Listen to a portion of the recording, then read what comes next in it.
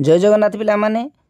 Translate into English अर्थात इंग्राजी रे translation करवा केवल आम प्रेजेंट सिंपल वाक्य गुड़ को आम ट्रांसलेशन करवा। प्रेजेंट सिंपल रो स्ट्रक्चर माने फॉर्मूला कौन आम जानी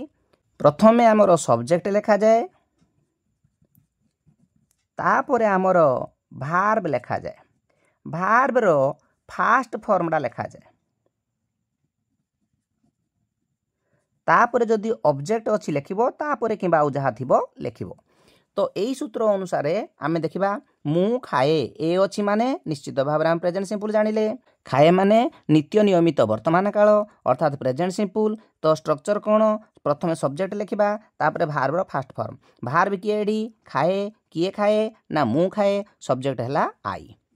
ठीक अच्छे आई तापर भार्बर फास्ट फॉर्म भार्ब किए ईटी ईटर फास्ट फॉर्म माने गो वेंट गन जोड़ा फास्ट फॉर्म माने प्रेजेंट सिंपलटा आम लिखा ईटी खाली लिखिदबा हो गला। से परी मु कदलीटीए खाए प्रथम आम पे लिखा मु खाए सब्जेक्ट पर भार्ब लिखा सब्जेक्ट पर भार्ब अर्थात मु खाए अर्थात आई ईटी तापर कौन खाए ना यहाँ है ऑब्जेक्ट कदलीटीए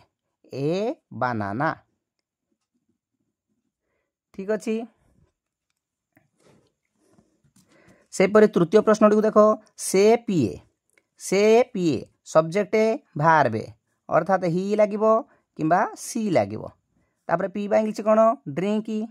DRINK ड्रिंक लिखा कथा किंतु सेड आमर थर्ड पर्सन सिंगुलर नंबर तेणु भार्ब रे आमर एस लगिबो तेणु सी ड्रिंक्स। से पानी पिए से पिए आग लिखिबो ही और सी ड्रिंक्स लिखिबो तापरे पानी जाकिना लिखा आमर ऑब्जेक्ट टाको वाटर।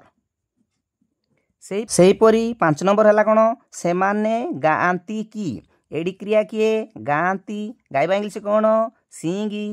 किए गाँती से माने गाँती तेणु यहाँ आमर है सब्जेक्ट यहाँ है भार्ब। तो आग सब्जेक्ट लिखिदबा से माने इंग्लिश है कौन दे लिखिदबा गाइबा इंग्लिश कौन सिंगी सिंग लिखिदबा अच्छा किंतु से माने गाँती एडी लिखा जाइनी तेणु आम ये लिखिपर ना तेणु कौन करवा ये पिले आमर प्रश्न जेहेतु पचरा कि बोली से डू बा डोज लगेबा कौन लगेबा डू बा डोज ये थर्ड पर्सन प्लूराल नंबर तेणु आमर डू लगे तेणु डू तापर ए स्ट्रक्चर लिखिदबा डू दे सिंग ठीक है गला एवं क्वेश्चन मार्क देदेबा। सेपरी तुम्हें हस कौन हो आग लिखा तुम्हें हस चिंता करो तुम्हें हस माने सब्जेक्ट प्लस भार्ब लिखा तुम्हें हस माने यू हसवा इंग्लिश है लाभ किंतु एडे नाही लिखा जाइए नाही जदि लिखा जाइए नेगेटिव सेंटेंस पिले एडी आमर डू बा डोज लगे यूडा आमर सेकेंड पर्सन तेणु आमर डू लगे तेणु कौन हम यू डू नॉट लाभ कौन हम एडा यू डू नॉट लाभ यू डू नॉट लाभ। एबे ये होमवर्क टी को निजे घरे करिवो एवं कमेंट रे निश्चित भाव में जनइबो आमे कटक जाऊ इंग्लिश रे एडी कौन हम लिखिबो सेपरी राम कटक जाए एडी कौन हम लिखी कमेंट रे निश्चित भाव में जनइबो। धन्यवाद।